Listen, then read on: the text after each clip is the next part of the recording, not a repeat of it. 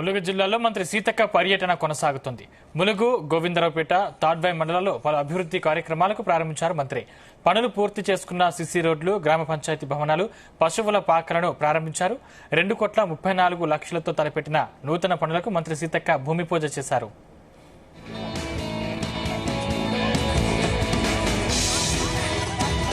కోట్ల వరకు ఈ గ్రామంలో మరి మన సంఘాలకు కూడా వడ్డీ లేని రుణాలు ఇవ్వడం జరిగింది.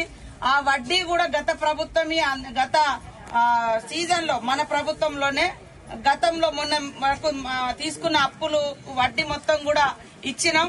ఒక్క గ్రూప్ కే రాలేదంట. ఆ గ్రూప్ లో కూడా నేను అడిగిన, ఎందుకంటే వాళ్ళు కొద్దిగా రెగ్యులర్ గా డబ్బులు కట్టలేదంట. కాబట్టి మీరు రెగ్యులర్ గా డబ్బులు కడతా ఉంటే మీకు లోన్లు వస్తాయి, వడ్డీలు వస్తా ఉంటాయి. మహిళా సంఘాలలో అందరూ చేరండి. ఇవాళ ఇక్కడ ఇల్లు వచ్చినాయి, మరి బేస్మెంట్ కట్టుకోవాలంటే కొద్దిగా ఇబ్బంది ఉంది, మరి బిల్లు వచ్చేదానిక కష్టం అవుతుంది. అప్పుడు ఎవరు ఆదుకున్నారు? మహిళా సంఘం తరఫున మనం బ్యాంకు నుంచి, మన స్త్రీ శక్తి నిధి నుంచి, మన మహిళా సంఘాల నుంచి వాళ్ళకి డబ్బులు ఇప్పించి ఇప్పుడు ఇల్లులు మొదలు పెట్టించినాం.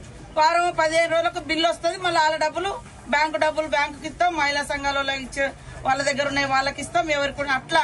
అదే కాకుండా 60 ఏళ్లే ఉండే ఇంతకుముందు. 60 ఏళ్లు దాటితే మహిళా సంఘాలలో లేకుండే, కానీ ఇప్పుడు 60 ఏళ్లు దాటిన వాళ్ళకు కూడా మహిళా సంఘాలలో సభ్యురాలుగా చేర్పిస్తున్నాం.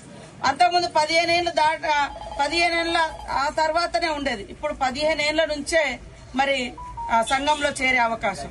ఇప్పుడు మన ప్రభుత్వం సీఎం రేవంత్ రెడ్డి గారు మహిళా సంఘాల కోసం ప్రత్యేకంగా చీరలను కూడా నేయించడం జరిగింది. నిన్ననే అక్కడ పోయి చూసారు, మొత్తం పేపర్లలో కూడా ఇచ్చారు మనోళ్ళు. అవన్నీ మహిళా సంఘాలు సెలక్షన్ చేసినాయి.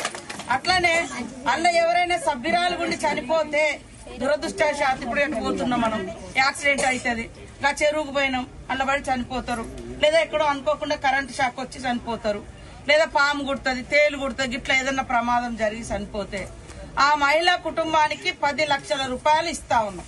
మొన్న కూడా ములుగులో మరి ఎవరెవరైతే చనిపోయారో వాళ్ళందరికీ 10 లక్షలు వాళ్ళ కుటుంబానికి ఇచ్చినాం.